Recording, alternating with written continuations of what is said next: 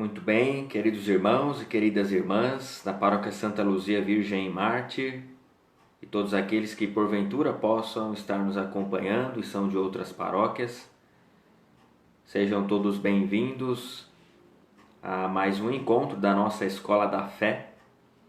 Nas últimas 2 semanas nós não tivemos o encontro da Escola da Fé por conta da celebração de 2 padroeiras da nossa paróquia. Primeiramente, Nossa Senhora de Fátima e também, por último, Santa Rita de Cássia. Tivemos o tríduo preparatório, por isso não tivemos esse encontro da Escola da Fé toda terça-feira, que ocorre lá na matriz paroquial. Em virtude da pandemia, nós estamos fazendo online. Seja bem-vindo, nós vamos continuar o nosso estudo do Catecismo da Igreja Católica por meio do compêndio do Catecismo da Igreja. Você que tem aí o compêndio em mãos, pode pegar o seu compêndio da Igreja para que continuemos o nosso estudo do Catecismo da Igreja. Se você tem o Catecismo também, ótimo, pode pegar em mãos. A gente faz o estudo olhando tanto para o compêndio quanto para o Catecismo. Como de costume, vamos então iniciar este momento de aprofundamento da nossa fé, lembrando que a fé que nós professamos é a fé que celebramos, é a fé que vivemos, é a fé que rezamos. Essa é a lógica do catecismo. Portanto, para rezar bem, para celebrar bem, para viver bem a fé, é preciso conhecer a fé que nós recebemos dos apóstolos e chegou até nós, passando de geração em geração, por meio da Igreja, em especial por meio dos bispos, que são aqueles que guardam o depósito da fé. Muito bem, nós estamos na semana de unidade, de oração pela unidade dos cristãos e dentro da novena de Pentecostes. Então, vamos invocar o Espírito Santo de Deus, a fim de que conduza esse nosso momento e nos ajude a compreender melhor a vontade de Deus a nosso respeito e nos ajude nesse aprofundamento da fé. Rezemos. Em nome do Pai, e do Filho, e do Espírito Santo. Amém. Vinde, Espírito Santo, enchei os corações dos vossos fiéis e acendei neles o fogo do vosso amor. Enviai o vosso Espírito, e tudo será criado, e renovareis a face da terra. Oremos. Ó Deus, que instruístes os corações dos vossos fiéis com a luz do Espírito Santo, fazei que apreciemos retamente todas as coisas, segundo o mesmo Espírito, e gozemos sempre da sua consolação. Por Cristo Senhor nosso. Amém. Nossa Senhora de Pentecostes, rogai por nós. Santa Luzia Virgem e Mártir, rogai por nós. Em nome do Pai, e do Filho, e do Espírito Santo. Amém. Muito bem, queridos, nós, no último encontro que tivemos, estudamos a questão 120 e terminamos ela. Vamos agora, portanto, à questão 121 do compêndio do Catecismo da Igreja Católica. Vou fazer a leitura da pergunta e logo em seguida a resposta do compêndio, a gente comenta a resposta. Diz assim a questão 121. O que acontece na agonia do horto do Getsêmani? O que aconteceu com Jesus no Horto das Oliveiras, no Getsêmani, na sua agonia? Quem reza o terço ou o rosário certamente medita esse mistério da vida de Cristo. Jesus que sua sangue no Horto das Oliveiras e faz uma oração que nós aqui vamos acompanhar. O que aconteceu com Jesus naquele momento crucial da sua vida? Lembrando que a Maria, lá nas bodas de Caná, João capítulo 2, Jesus disse à sua mãe: a minha hora ainda não chegou. No Getsêmani, a hora de Jesus está chegando. Vamos ver então o que diz o compêndio. Diz assim: apesar do horror que causa a morte na humanidade toda santa daquele que é o autor da vida, a vontade humana do Filho de Deus adere à vontade do Pai. Para nos salvar, Jesus aceita carregar os nossos pecados no seu corpo, fazendo-se obediente até a morte. Pois bem, aqui o compêndio diz que Jesus, mesmo diante do horror da morte, ele aceita sofrer para expiar os nossos pecados, sendo obediente a Deus. E como diz a carta de São Paulo aos Filipenses, capítulo 2, obediente até a morte e morte de cruz. A palavra aqui até espanta um pouco, né? Apesar do horror que causa a morte na humanidade toda santa de Jesus, então é uma afirmação que a humanidade de Jesus é santa. Aqui nós precisamos sempre nos recordar dessa verdade cristológica. Jesus é uma única pessoa com duas naturezas. A divina, que ele possui desde sempre, eternamente, portanto, e a humana, quando se encarnou no seio da Virgem Maria, essas duas naturezas se uniram. A igreja chama isso de união hipostática, a união das duas naturezas, sem confusão, de modo harmônico. Jesus era uma única pessoa, com a natureza divina e a humana. Na sua natureza humana, diz o compêndio, ele sofreu a morte. E mesmo diante do horror que é a morte, ele aceitou passar por isso. O ser humano não foi feito para a morte. Por isso que a gente fica horrorizado diante da morte. A morte vem como ladrão e nós sofremos e padecemos. E muitos de nós têm medo da morte, não é? A gente pensa em morrer. Tu aceitaria morrer agora? Acho que dificilmente alguém diria isso, não é? Porque é algo que nos causa certo espanto. E Jesus, diante da morte,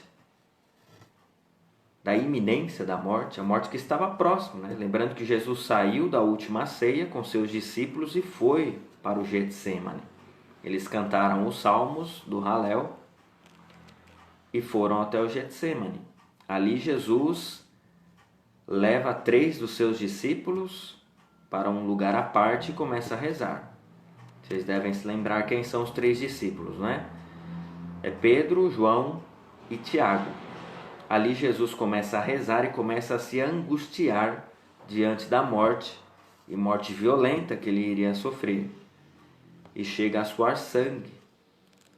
E os pesquisadores, cientistas dizem que é possível sim um ser humano suar sangue diante de uma situação muito angustiante. E Jesus suou sangue, não é? Então, diante do horror da morte, ele reza: Pai, se for possível, afasta de mim este cálice. Contudo, não se faça como eu quero, mas como tu queres.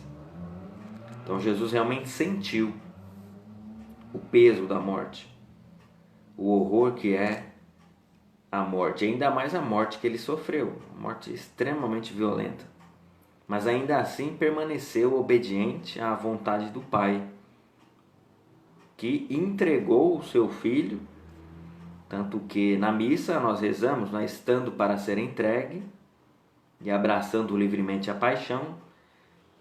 Que entrega essa? É o Pai que entrega ao Filho à morte. E Jesus aceita com obediência, com humildade. Aceita o desígnio do Pai, como a gente tem estudado lá nos outros encontros temos refletido muito sobre a morte de Jesus e com que liberdade Jesus aceitou a morte de cruz para expiar os nossos pecados. Então Jesus, mesmo diante do horror da morte, permaneceu obediente a Deus Pai. Rezou: afasta de mim esse cálice, contudo não se faça como eu quero. Esta oração deveria sempre nos acompanhar em tudo aquilo que a gente pede. Nós devemos pedir. Jesus nos diz no Evangelho: pedi e recebereis. Esses dias, no Evangelho segundo João, Jesus dizia: peçam em meu nome.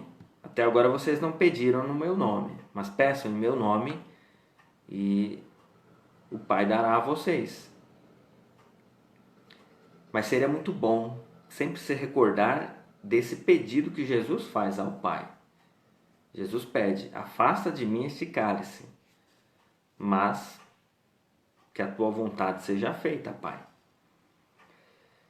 Seria muito bom, é uma oração humilde, não é? É uma oração humilde, pois pode ser que aquilo que a gente pede não esteja no projeto de Deus, não esteja no plano divino. E de que adianta, né? Ter todos os pedidos atendidos, ter tudo que a gente quer e estar fora do projeto de Deus, fora da vontade divina. Então esta oração de Jesus, ela é um modelo para nós. Pai, afasta de mim esse cálice, mas se essa não for a tua vontade, que isso não aconteça. Seja feita a tua vontade. Tanto que rezamos isso também no Pai Nosso, não é? Seja feita a vossa vontade, assim na terra como nos céus. Então, Jesus é obediente até a morte e morte de cruz. E é justamente essa obediência que nos salva. Aqui nós podemos nos recordar da teologia paulina de São Paulo. São Paulo diz que se por um homem entrou o pecado no mundo e esse homem foi desobediente, o primeiro homem, Adão, muito mais pela obediência de um outro homem, Jesus Cristo, entra no mundo a salvação, e de um modo muito maior. Então é pela obediência que Jesus nos salva. E a palavra obediência é bom a gente sempre lembrar, ela está ligada à escuta. Do latim ob audire significa justamente escuta. Quem é a pessoa obediente na fé? É aquele que para escutar a voz de Deus. Quem para escutar o que Deus tem a dizer, esse é o obediente. A pessoa que tem comunhão com Deus, que está sempre procurando saber qual é a vontade divina, esse é obediente, porque escuta. Então seria importante, fundamental para nós, ter sempre um momento para escutar a voz de Deus, meditar sua palavra e procurar saber, como fizeram os grandes santos, que perguntavam: Senhor, o que queres que eu faça? Podemos mencionar aqui, talvez o mais conhecido, São Francisco de Assis, assim como os discípulos que, ouvindo a pregação de Pedro no dia de Pentecostes, perguntam: o que devemos fazer? E Pedro diz, né, cada um se arrependa e receba o batismo. Eles não eram discípulos, mas se tornaram, né? O que devemos fazer? Esse é o obediente, esse é aquele que faz a vontade de Deus, ou seja, aquele que escuta. Por vezes a gente tem uma compreensão de obediência, uma obediência cega, e por vezes ocorrem alguns abusos, né? Em comunidades religiosas. O padre pode ser alguém que abusa, né? Levando justamente isso que é muito caro para nós cristãos, que é a obediência, compreendendo-a de forma errônea, não é? Eu quero impor sempre a minha vontade, então tu tem que me obedecer, não é? Obediência está ligada à escuta da palavra, à escuta de Deus.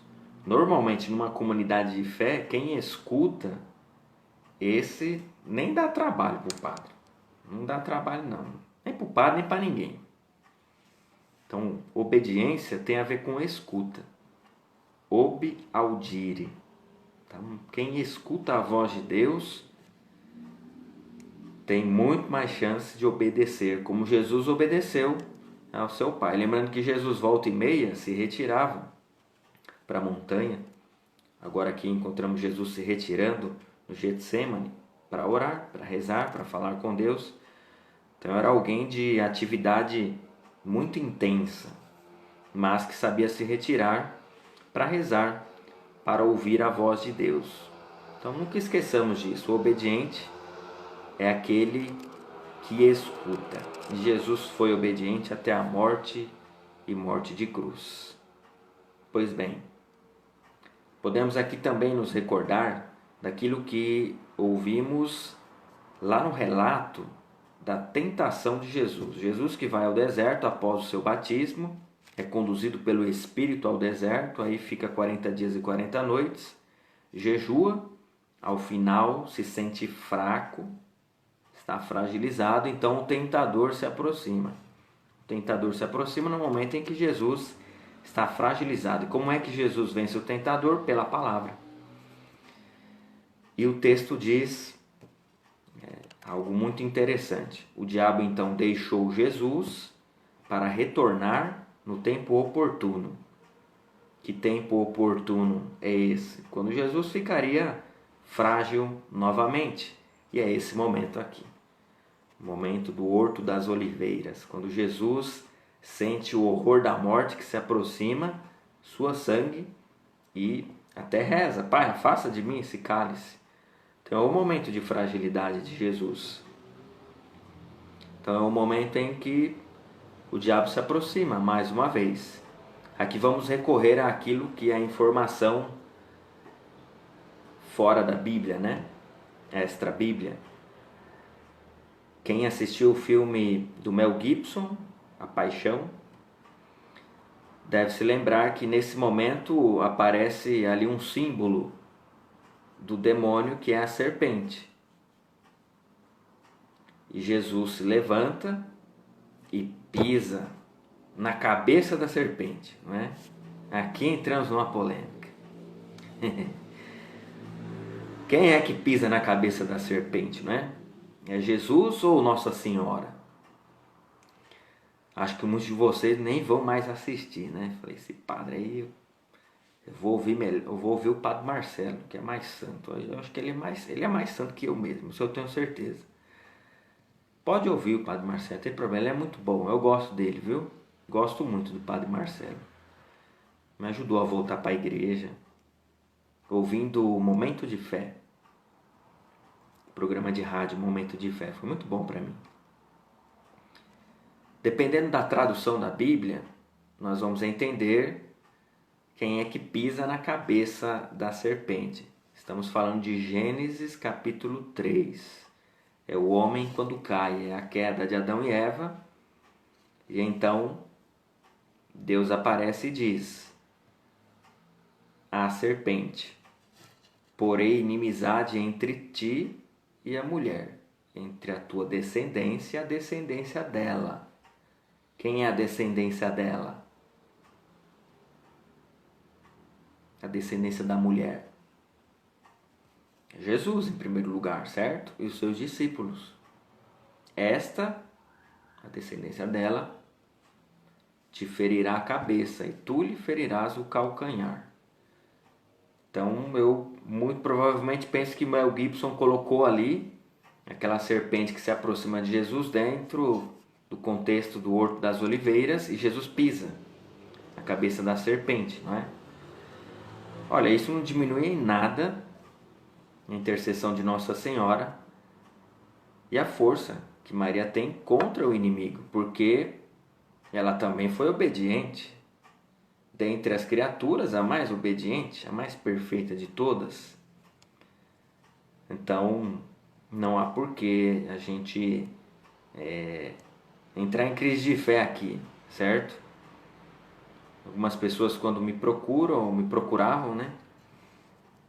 Antes da pandemia, falando sobre a ação do maligno em suas vidas, eu sempre pedia que a pessoa tivesse devoção mariana, sempre. por vezes oferecia uma bênção na casa da pessoa. Então, devoção mariana faz muito bem. Viver como filho de Nossa Senhora é muito proveitoso na luta contra o mal. Então, depois eu convido você a pegar a sua Bíblia e ler lá Gênesis capítulo 3, tá? Para você entender essa questão de quem é que pisa na cabeça da serpente, tá? Tudo bem? Espero que sim. Bom, penso que a questão 121 nós podemos encerrá-la por aqui, não é? O que acontece no Horto das Oliveiras? Jesus entra em agonia profunda, sua sangue, pensa em deixar aquilo. Pai, afasta de mim esse cálice, mas foi obediente até a morte e morte de cruz. Aqui é importante, algo que eu ouvi na faculdade de teologia e que a gente às vezes estranha. Olha, Jesus, mesmo diante da morte iminente, de um sofrimento tão grande, Jesus permanece obediente a Deus Pai. E a gente, às vezes, qualquer coisinha, né, a gente já busca refúgio no pecado. Busca algum vício, foge, né? Busca alguma compensação. Mas Jesus, no momento de dor tão grande, não busca refúgio no pecado, não é? Então Jesus vence o mal na sua humanidade. A gente esquece disso. Ele era Deus, então foi bem mais fácil, né? Foi bem mais tranquilo. Mas não é bem assim. O próprio texto nos disse aqui que Jesus, na sua humanidade, vence o pecado e a morte, não é? Então, um professor de teologia, professor de Bíblia, dizia e gostava de perguntar, não é? Por que a gente peca? Por que a gente peca? Qual seria a sua resposta? Por que você peca? E ele sempre esperava a seguinte resposta: eu peco porque eu quero. Peco porque escolho pecar. Pois depois de Jesus, que é verdadeiramente homem, ele venceu o pecado na sua humanidade. Nós pecamos porque queremos, porque escolhemos o pecado. Por isso que a gente se confessa e não põe a culpa nos outros quando peca, não é? Nem no próprio maligno, que tenta, é tentador. Mas quem escolhe pecar somos nós, por isso somos responsáveis pelo nosso pecado. Então, depois de Jesus, nós pecamos porque queremos, nós escolhemos o pecado. É uma realidade. Por isso também que na nossa igreja nós temos a figura dos santos. Os santos travaram uma luta muito intensa contra o pecado. Muito intensa mesmo, né? E venceram o pecado. Podemos pedir ao Espírito Santo, né, que nos ajude. Na semana passada nós ouvimos Jesus no Evangelho de um dos dias da missa, durante a semana, dizendo que uma das funções do Espírito Santo é nos convencer sobre a verdade com relação ao pecado. Então a gente vai pecando. Quem é que nos convence sobre o risco que é o pecado? Porque o salário do pecado, qual é? A morte. São Paulo nos diz isso lá na carta aos Romanos. A paga pelo pecado é a morte. E muitas vezes a gente entra numa dinâmica de pecado e não consegue sair. Vai pecando, se acostuma, se habitua, vira um vício. E estamos caminhando para a morte, né? Quem é que nos convence de que devemos deixar o pecado? É o Espírito Santo. Jesus disse isso aí no Evangelho segundo João, lá a partir do capítulo 13, dentro do contexto da última ceia, que a gente ainda está ouvindo, né? Já chegamos no capítulo 17 hoje, se eu não me engano, já é a oração sacerdotal de Jesus. Então, invocar o Espírito Santo sempre, não só porque estamos dentro da novena de Pentecostes, mas invocar o Espírito Santo sempre, pois é o Espírito que nos convence sobre o mal que é o pecado. É o Espírito que nos convence. E nos dá a graça de ter horror ao pecado. É aquilo que a gente reza lá no ato de contrição, não é? É o Espírito Santo que nos convence. Muito bem, caríssimos. Então concluímos aqui a questão 121. Se alguém tiver alguma questão, alguma pergunta, pode fazer. Na medida do possível, eu vou procurar responder. Não sou muito bom nisso, né? Vocês já perceberam. Mas vou procurar responder, tá bom? Tô com a câmera invertida aqui, justamente para ver, tá? Se alguém tiver alguma questão, pode fazer. Então agora nós vamos para a pergunta número 122 do compêndio, que diz o seguinte, a questão é esta: quais são os efeitos do sacrifício de Cristo na cruz? Pergunta fundamental, hein? Quais são os efeitos do sacrifício de Cristo na cruz? O que produziu de bem o sacrifício de Jesus na cruz, já que o Pai o entregou à morte e ele o aceitou em plena obediência? A resposta é a seguinte: Jesus ofereceu livremente a sua vida em sacrifício expiatório, ou seja, reparou as nossas culpas com a obediência plena do seu amor até a morte. Esse amor até o fim, João 13, versículo 1, do Filho de Deus, reconcilia com o Pai toda a humanidade. O sacrifício pascal de Cristo resgata, pois, os homens de modo único, perfeito e definitivo.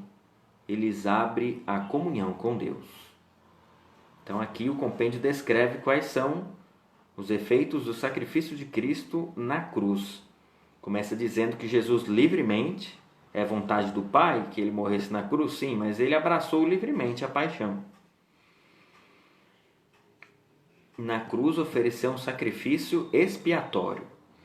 Expiatório aqui é com X, né? De expiar. Não é de espiar com S, de ficar olhando, né? A vida dos outros. Olhar pela fresta. Não. É expiatório porque repara.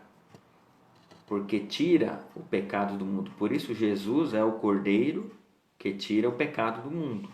É São João Batista, lá no Evangelho segundo João, nos primeiros capítulos, que vê Jesus passando, ele que está batizando ali na região do Jordão, e diz: eis o Cordeiro de Deus, aquele que tira o pecado do mundo. Por isso Jesus oferece um sacrifício expiatório, que tira o pecado da humanidade. Vocês certamente já ouviram falar do bode expiatório, não é? Essa crença existiu em determinado momento em que havia um animal que era lançado ao deserto, seria sacrificado e que tiraria o pecado do povo. Dentro do contexto do judaísmo, a expiação dos pecados se dava pelo oferecimento de touros, bois, carneiros, cordeiros no templo. Então, o sacerdote da antiga aliança sacrificava esses animais e oferecia pela expiação dos pecados das pessoas que ofereciam esses animais. Vale a pena lembrar aqui que José e Maria, no Evangelho segundo Lucas, ali nos relatos da infância de Jesus, nos mostram que eles ofereceram um par de rolinhas, não é? Porque, segundo a antiga lei, quem não tinha condição, quem não tinha dinheiro de oferecer, para oferecer um touro, um boi, um cordeiro, um animal maior e mais caro, poderia oferecer um par de rolinhas. Então há um indicativo ali de que a família de Nazaré é uma família mais simples, né? Uma família mais pobre. Mas era assim que se dava a expiação dos pecados, o perdão dos pecados.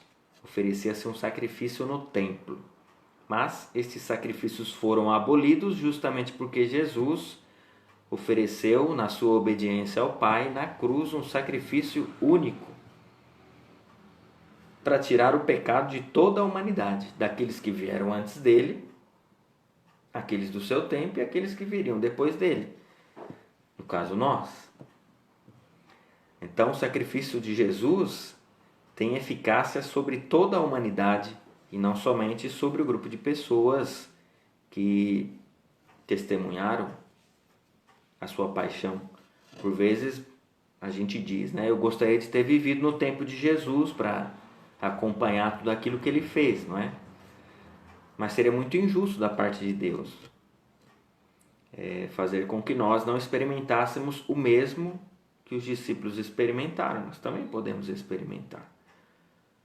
A carta aos Hebreus diz que Jesus é o mesmo ontem, hoje e sempre. E que Ele está presente no meio de nós, pelo seu Espírito. E vai além, né? Jesus diz que aqueles que acreditam nele fazem milagres maiores do que aqueles que ele fez. Então, nós temos a presença de Jesus entre nós. Não precisamos desejar ter vivido no tempo de Pedro, Tiago, João. Não. Jesus está no meio de nós, está presente, nós podemos saborear a sua presença entre nós. E o seu sacrifício oferecido na cruz foi oferecido uma vez por todas, abolindo todos os sacrifícios que eram oferecidos no templo. E na missa nós atualizamos este sacrifício, mesmo que tenha só o padre celebrando. É o mesmo sacrifício redentor de Jesus oferecido lá na história. Aqui a gente precisa sempre lembrar do conceito de memória para nós, não é? Memória, fazer memória, é o que Jesus disse, façam isso em memória de mim. Então, fazer memória não é se recordar de algo, é muito mais do que isso. É tornar presente um fato histórico, hoje, aqui e agora. E além disso, apontar-nos para a frente, para o futuro, para a plenitude do reino, para os céus. Então a Eucaristia é o centro da nossa vida de fé justamente por isso. Porque ali se atualiza o sacrifício redentor de Jesus, um sacrifício que resgata a humanidade caída no pecado, que expia o pecado da humanidade e que atualiza esse mistério para nós, torna presente a última ceia, torna presente a entrega de Jesus na cruz, torna presente a sua ressurreição, sua ascensão e o envio do Espírito Santo. É um mistério pascal, completo, não é? Então é o centro da nossa vida de fé, é o centro da Sagrada Escritura, o mistério pascal de Jesus, e é o centro da nossa liturgia, do ano litúrgico. Qual é o momento mais importante do ano litúrgico? É a Semana Santa, e dentro da Semana Santa o tríduo pascal. Portanto, a paixão, morte e ressurreição de Jesus não é um detalhezinho. Em cada missa que a gente celebra, se atualiza, se torna presente esse mistério, que é o mistério pascal de Nosso Senhor, um mistério de passagem, né? Pascal é isso, é de passagem. Passagem da morte para a vida, do pecado para a graça. E Jesus ali continua a se oferecer continuamente a nós. É um pão que nos salva e dá coragem, diz uma das orações eucarísticas que nós temos. E vale a pena aqui sempre lembrar, né, o que significa Eucaristia. Ação de graças, ou seja, agradecimento. Agradecimento pelo quê? Agradecemos a Deus Pai pelo sacrifício de seu Filho. Agradecemos a Deus por aquilo que Ele tinha de melhor, o Filho, que foi entregue por cada um de nós. Então nós agradecemos a Deus que ofertou o seu Filho por cada um de nós. Então a Eucaristia é uma grande ação de graças, é um grande agradecimento a Deus que salvou a humanidade inteira pelo sacrifício redentor de seu Filho, que foi obediente até a morte e morte de cruz. É fundamental ter conhecimento desses conceitos, né? Conceito de memória, do que é a missa. Nós temos sempre nas nossas igrejas um crucifixo, não é? Não só a cruz, a madeira, mas também o crucificado, não é? E alguns não entendem. Ele falou, o Deus de vocês está lá pregado na cruz, né? Está morto, né? Eu sirvo o Deus vivo. Você, católico, teu Deus é morto, está pregado na cruz, né? Não, nosso Deus é vivo também. Nenhum de nós acredita que Jesus está pregado na cruz, né? Jesus venceu o pecado e a morte. Ressuscitou, não está pregado na cruz, não. Nós servimos ao Deus vivo. Mas a cruz está sempre ali, justamente para que a gente não se esqueça e saboreie melhor o sacrifício redentor de Jesus. Tem que ter uma cruz. As normas litúrgicas nos dizem isso, tem que ter uma cruz na igreja. Uma cruz voltada para a Assembleia e outra cruz voltada para o sacerdote. Então a cruz para nós é sinal de salvação, é sinal de vida. Não é sinal de morte, de tristeza. É sinal de vida, né? Então a gente vai no cemitério e vê lá um monte de cruz, né? Então associa a cruz à morte. Mas a cruz ali no cemitério também está para nos recordar de que Jesus venceu a morte. E é Ele quem vai ressuscitar as pessoas que nós sepultamos. Então a cruz é sinal de vida e de vitória de Cristo sobre o pecado e a morte.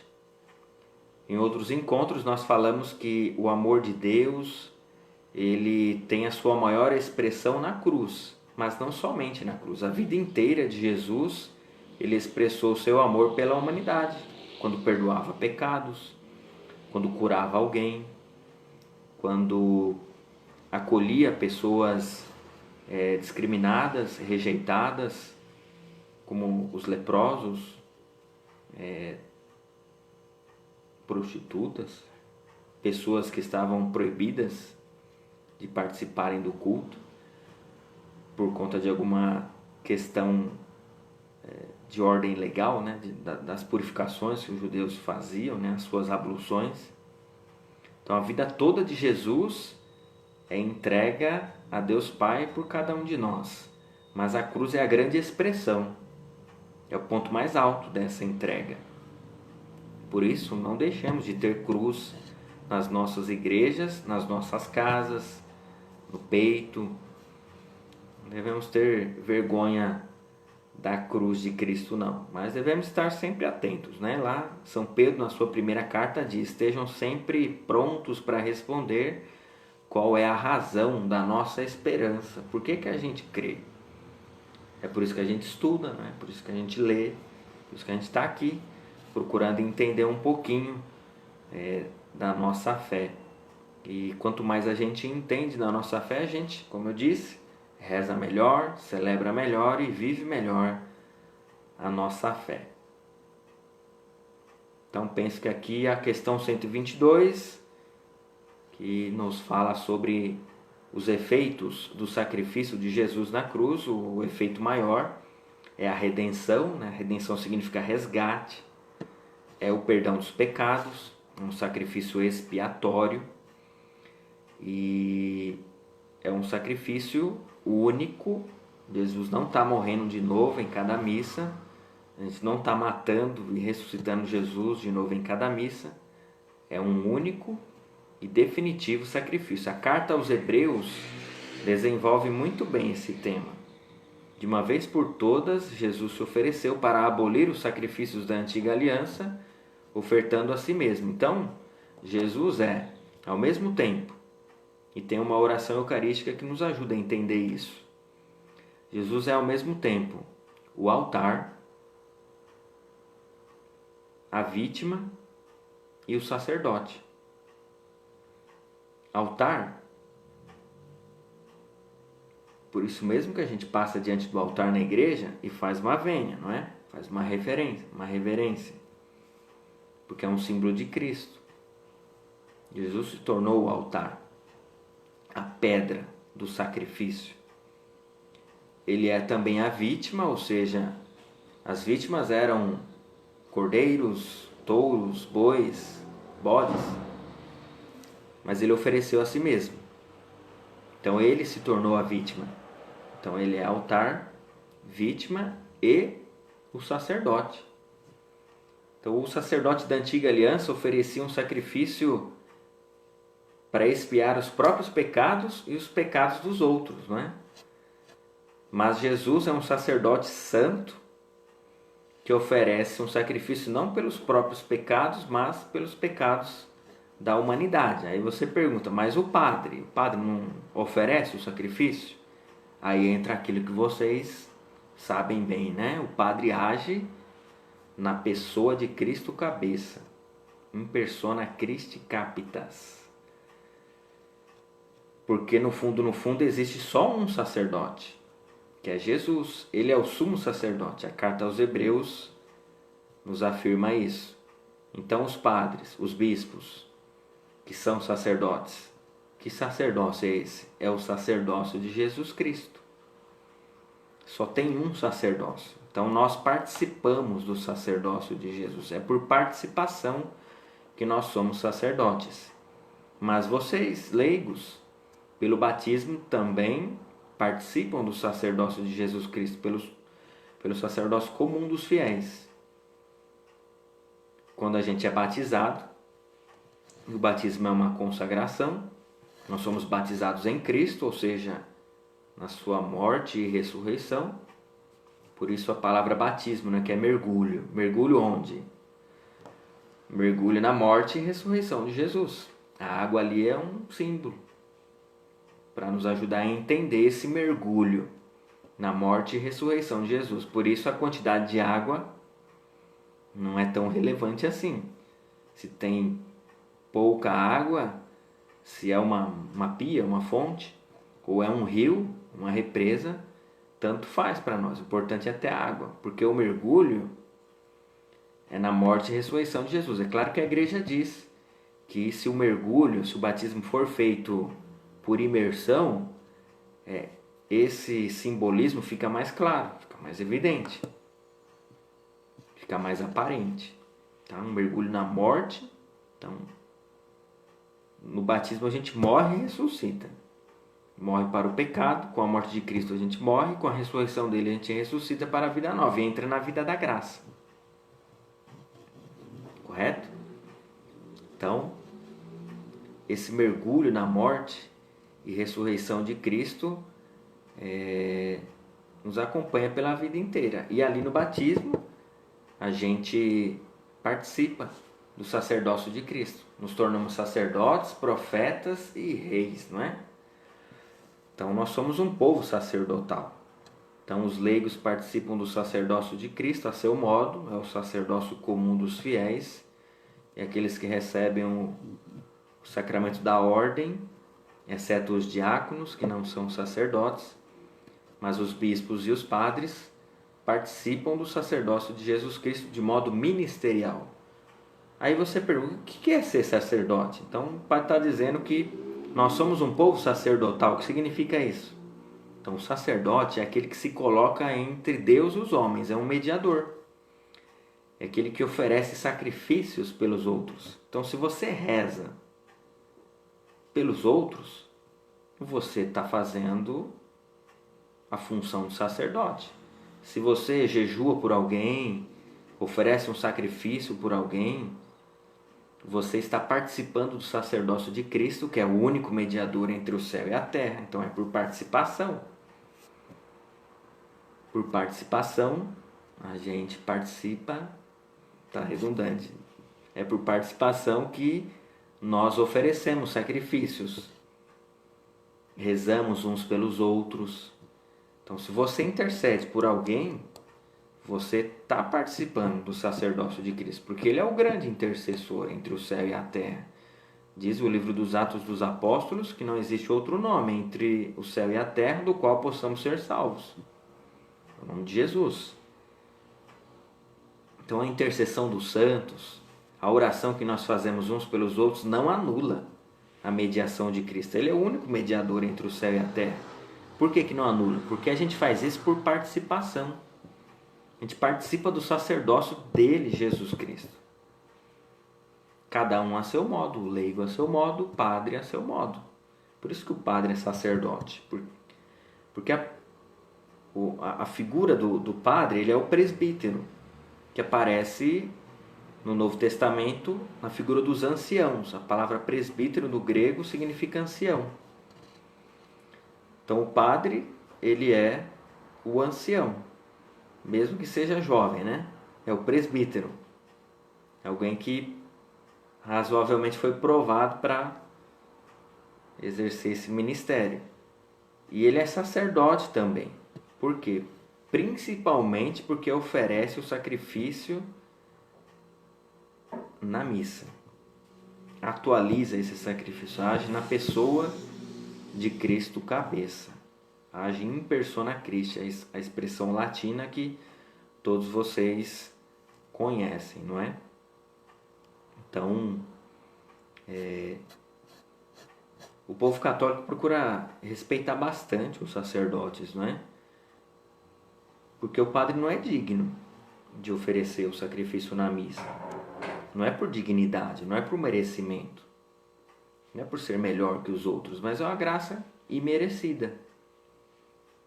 Participa de modo íntimo, bem próximo do sacerdócio de Jesus Cristo, não por méritos, mas por bondade divina, tendo em vista o bem dos fiéis, o bem do povo. Tanto que o padre recebe o sacramento da ordem, que é um dos sacramentos dentro dos 7 sacramentos, ali na categoria de sacramento do serviço. Então, o padre é ordenado para o serviço do povo. É limitado? É limitado. É pecador? É pecador. Ele também participa dos benefícios do sacrifício de Jesus Cristo. Mas por graça divina, por bondade divina, Deus o escolhe, porque quer continuar a obra da redenção na história. Tá? Então, é sempre importante rezar pelos padres, não é? Quando a gente encontra o defeito do padre, a gente fica meio decepcionado, né? Pô, o padre tem as suas limitações, tem mesmo, né? É importante rezar pelo padre, pelas vocações, rezar por todos os seminaristas, rezar pelo Gabriel, que é o seminarista que está fazendo estágio pastoral conosco, pelo Gustavo, que é vocação daqui da nossa paróquia, que está no seminário, tá? Então, sigamos, né, rezando pelos padres e não se esqueçam disso, tá? O Vaticano II apresentou essa questão lá na Lumen Gentium. Lumen Gentium. Quem assistiu aquela live que o padre David fez, né, sobre Maria na Lumen Gentium, essa constituição dogmática sobre a igreja, fala sobre o sacerdócio comum dos fiéis, fala sobre a hierarquia da igreja, fala sobre a missão dos leigos. Então, todos nós somos um povo sacerdotal, participamos do sacerdócio de cada um a seu modo, o padre de modo ministerial, os leigos do sacerdócio comum, tá? Bom, acho que a questão 122 tá aí, né? Não sei se surgiu pergunta, se surgir pergunta aí vocês fiquem à vontade, tá bom? Então vamos agora à questão número 123, né? Hoje estamos ficando somente no compêndio. A gente não está indo lá para o texto do catecismo, que está aqui do lado. Se precisar a gente vai, tá? E vocês se manifestem aí se é bom a gente ficar só com um compêndio ou fazer a leitura do catecismo também. Enfim, lá no encontro presencial que nós fazíamos, dificilmente a gente pegava o catecismo, né? Ficávamos mais no compêndio. Vamos lá, aguarda aí as manifestações. Então vamos à questão número 123. Diz assim: por que Jesus chama os seus discípulos a tomar a cruz deles? Então é recorrente no Evangelho, em especial nos Evangelhos sinóticos, ou seja, Mateus, Marcos e Lucas, que são evangelistas que têm a mesma ótica, né, o mesmo olhar.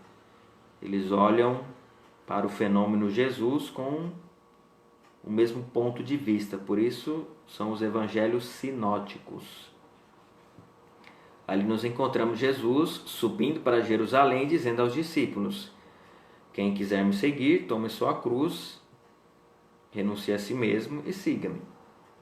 Então a questão é essa: por que Jesus chama os seus discípulos a tomar a cruz deles? Não é a cruz de Jesus, mas a cruz deles. Cada um toma a sua cruz, não é? Por quê? Vamos aqui à resposta, bem curta a resposta. Diz assim: chamando os seus discípulos a tomar a própria cruz e segui-lo, Jesus quer associar a seu sacrifício redentor aqueles que são seus primeiros beneficiários. Então, os beneficiários do sacrifício redentor de Jesus, a expiação dos nossos pecados, é um dos benefícios. Jesus quer que estes que participam desses benefícios tomem a sua cruz também para participar do sacrifício de Jesus, para tomar parte no seu sacrifício. Aqui nós encontramos até mesmo São Paulo dizendo, né? Aquilo que falta à cruz de Jesus eu assumo na minha carne, não é? E a cruz de Jesus continua no mundo em todo aquele que sofre. A paixão de Cristo prossegue. Todo aquele que sofre. O Papa Francisco gosta muito de falar da carne de Cristo que sofre no sofredor, no abandonado, no pobre, na pessoa que está padecendo. É a carne de Cristo, ele costuma dizer, né? Expressão grega, né? Sarx, a carne de Cristo. Então, nós participamos do sacrifício de Jesus quando tomamos a nossa cruz e o seguimos. E é necessário, né? É necessário. Há uma oferta religiosa cristã que diz que... Eu vi a pergunta aqui e me perdi. Para mim, o compêndio, a linguagem é mais fácil. É a Suelen dizendo, né? De fato, o catecismo ele desenvolve, né? Aprofunda mais. Então, a linguagem do compêndio, a intenção é justamente essa. O compêndio é mais simples mesmo, mais simplificado. A linguagem é mais fácil. Talvez possamos continuar com o compêndio, né? Aí a Rosemilda está dizendo, por favor, padre, no catecismo também. E em que página? Para eu melhor acompanhar. Então dá para fazer um mix, né? A Rosemilda está falando uma verdade aqui, né? Eu sempre digo os parágrafos que estão no catecismo, não é? Então tá aqui, né? Então quem quer acompanhar no catecismo, se aprofundar, pode pegar os parágrafos, mesmo que a gente não leia, né? Então hoje, ó, nós começamos lá na questão 121, qual é o parágrafo do catecismo? 612. A 122 são os parágrafos 613 a 617, depois 622 a 623, tá? E agora estamos no parágrafo 618. Vamos fazer assim, a gente lê o compêndio, quando precisar a gente vai para o catecismo, tá bom? Mas eu vou procurar sempre falar do parágrafo, porque tem gente que não tem o compêndio, mas tem o catecismo. Então eu menciono o parágrafo. Então a questão 123, que a gente está estudando agora, do compêndio, corresponde ao parágrafo 618 do catecismo, que lá aprofunda mais, não é? Então a gente participa do sacrifício redentor de Jesus, participamos da sua cruz. Tanto que o sacerdote, na missa, convida o povo a rezar, dizendo: orai, irmãos e irmãs, para que o nosso sacrifício seja aceito por Deus Pai Todo-Poderoso. E em algumas traduções consta lá: para que o meu e o vosso sacrifício sejam aceitos por Deus Pai Todo-Poderoso. Então a gente toma parte do sacrifício de Jesus. Nós participamos quando tomamos a nossa cruz. Porque não tem como, né? Como é que vai passar por esse mundo aqui sem alguma dor, sem algum sofrimento, né? Isso não é possível. Não é possível, né? O Filho de Deus que não pecou, sofreu, que dirá nós que pecamos e sofremos as consequências do pecado? Repito, o salário do pecado é a morte. Então existe uma paga pelo pecado, né? Então Deus perdoa tudo, né? Perdoa. Mas ficam as consequências do pecado. Ficam? Ficam as consequências. A gente sente as consequências do pecado. Daí entram as indulgências, né? Que perdoam as consequências do pecado. Pois quando a gente se confessa, a culpa é perdoada, mas ficam as consequências. Que as indulgências tiram as consequências, tá? Essa questão foi bem desenvolvida dentro da pandemia, quando o Papa Francisco deu a bênção Urbi et Orbi, né, da cidade para o mundo, expressão latina que significa isso, né, da cidade de Roma para o mundo, com indulgência plenária. Vocês se devem recordar bem. E ali foi desenvolvido bem essa questão das indulgências, não é?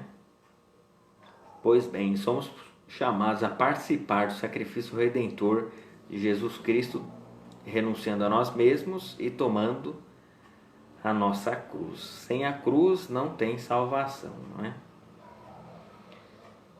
Como eu dizia, existem propostas religiosas que retiram a cruz, não é? A gente volta e meia comenta isso, né? Usava-se, né, uma determinada denominação religiosa, dizia assim, ó, pare de sofrer, né? É verdade que tem sofrimento que é consequência do pecado. Então, se a gente deixa o pecado, esse sofrimento fica de lado, é abandonado mesmo. Mas tem sofrimento que é inerente a essa vida. Você não fez nada de mal e sofre. Olhemos para as crianças. Crianças pequenas, às vezes já nascem, né, com certas doenças, né, as doenças congênitas. Por quê, né? Uma coisa absurda. Não fez nada e está sofrendo. Então, precisamos tomar cuidado com essa oferta religiosa que quer tirar aqui na Terra todo o sofrimento humano. Isso não é possível. Isso é mentira, tenho certeza, tá? Jesus tomou a sua cruz, nós também devemos tomar a nossa cruz e segui-lo. E assim participarmos do seu sacrifício redentor. Nos unimos a Cristo. Correto? Vai dar 8 horas, dá para ver aqui a última questão antes de entrar num outro tema, não é? Qual é o outro tema? Diz aqui, ó, Jesus desceu aos infernos, ressuscitou dos mortos no terceiro dia. Isso nós vamos ver no próximo encontro. Antes disso, a última questão, que é a 124, que corresponde aos parágrafos do Catecismo 624 até o 630. A questão é a seguinte: em que condições estava o corpo de Cristo enquanto se encontrava no túmulo? Curioso, né? Porque o corpo humano, quando morre, vai se deteriorando e começa a cheirar mal, não é? Vai se deteriorando. E com o corpo de Cristo, o que aconteceu? Se deteriorou também? Nos primeiros dias da Páscoa, nós ouvimos, como estamos ouvindo até agora, o livro dos Atos dos Apóstolos, mas lá logo no comecinho, é Pedro, num daqueles discursos querigmáticos, dizendo, o túmulo de Davi, ele se referindo às pessoas que estavam ouvindo, se encontra no nosso meio até hoje. A gente pode ir lá visitar o túmulo de Davi. Mas o de Jesus não está lá não. O corpo não está lá. Então o corpo de Jesus não se decompôs. E ele cita lá um salmo. Eu não vou lembrar de cabeça o salmo não. Mas diz exatamente isso. Que o ungido de Deus, o servo de Deus, não conheceria a corrupção. Nem o seu corpo conheceria a corrupção. E ele aplica isso a Jesus, à sua morte. Então, ao terceiro dia, Jesus ressuscita e o seu corpo não se corrompe, não entra em decomposição. Pois essa é a pergunta, né? Em que condições estava o corpo de Cristo enquanto se encontrava no túmulo? Vamos ver a resposta, né? Eu já respondi antes. Vamos ver aqui. Cristo conheceu uma verdadeira morte. E morreu mesmo, não é de mentirinha não. E uma verdadeira sepultura. Não é porque era Deus que não morreu, morreu de fato. Mas o poder divino preservou o seu corpo da corrupção. Então o corpo de Jesus que ressuscitou não se corrompeu, não se decompôs.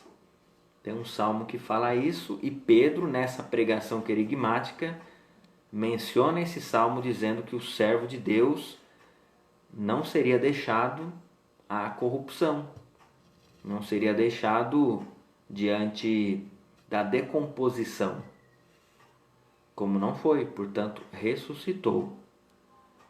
Então Jesus morreu de fato, gente, morreu mesmo, conheceu uma sepultura de verdade. Nisso se afirma aquilo que a igreja nos diz: em tudo assumiu a condição humana, menos o pecado. Em tudo, tudo, até a morte. Por isso, diante de certas questões, nós precisamos olhar para Jesus, porque Ele é o homem verdadeiro. Ele veio nos ensinar a viver. E diante das nossas questões humanas, Jesus sempre tem alguma coisa a nos dizer, porque viveu essa vida humana. Por isso é importante conhecer a vida de Jesus e saber como Jesus reagiu diante destas questões. Nós choramos, sentimos falta de parentes, amigos, pessoas que sepultamos,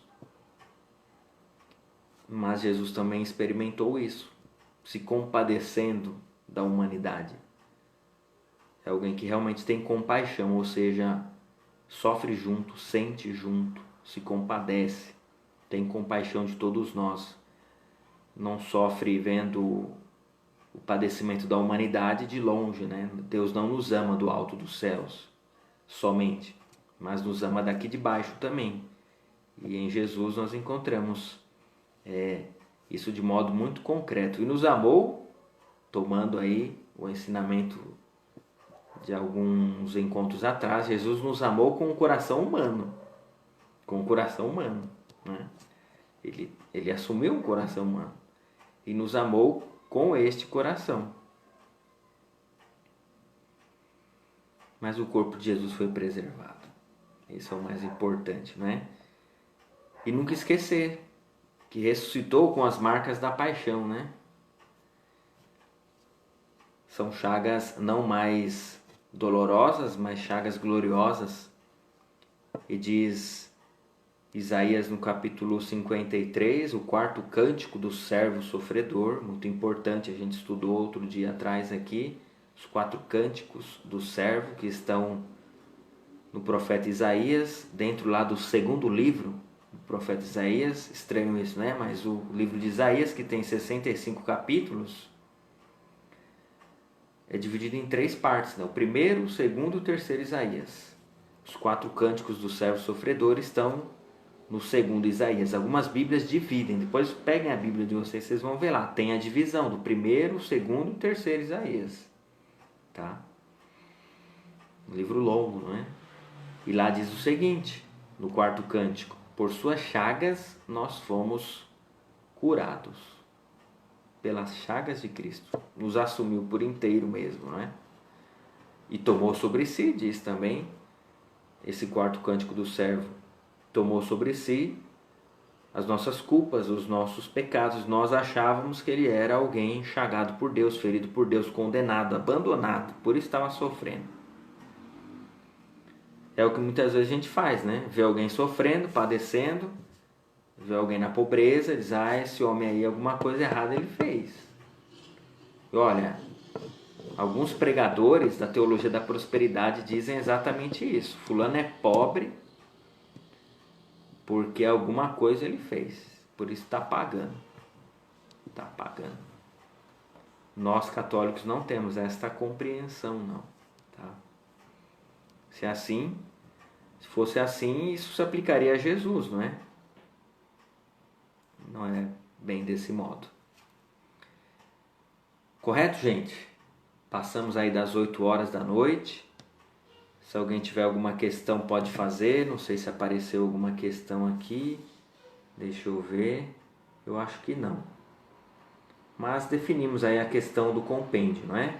Nós vamos estudar pelo compêndio e, havendo necessidade, nós vamos até o catecismo, mas eu fico de sempre mencionar os parágrafos correspondentes a cada questão do compêndio, tá bom? Bom, gente, então, no próximo encontro, terça-feira que vem, com a graça de Deus, nós vamos iniciar esse trecho aqui que eu vou mencionar. Ó, Jesus desceu aos infernos, ressuscitou dos mortos no terceiro dia, não é? Então, se ele ressuscitou ao terceiro dia, o que ele ficou fazendo? Entre o primeiro e o terceiro, não é? Desceu à mansão dos mortos e fez o quê? O que ele fez, né? Lá na mansão dos mortos. Próximo encontro, a gente vai refletir sobre esta verdade de fé. Tudo bem? Então agradeço a presença, a companhia de vocês. Nos encontramos amanhã na Santa Missa às 9 horas da manhã e amanhã pela noite nós temos o terço mariano. Vamos rezar o terço intercedendo pelo mundo inteiro, em especial pelos enfermos, pelas pessoas que lutam contra a Covid-19, pelos profissionais da saúde, por toda a nossa igreja, né? Está chegando um momento aí de discernir quando voltar ou não com as atividades, não é? É um peso sobre o bispo, não é? E sobre os padres que o ajudam nesse discernimento, né?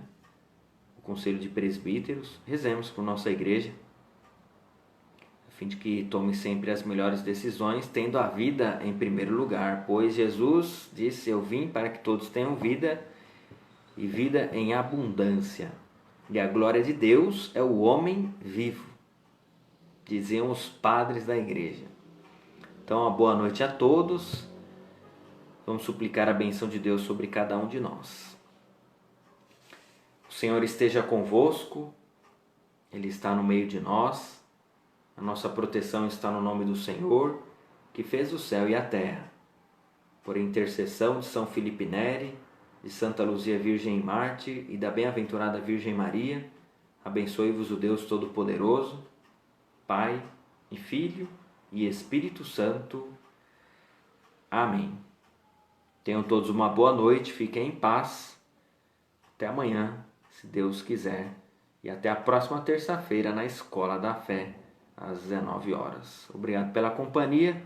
Deus abençoe a todos e até breve. Tchau, minha gente. Rezem por mim que eu rezo por vocês. Tchau.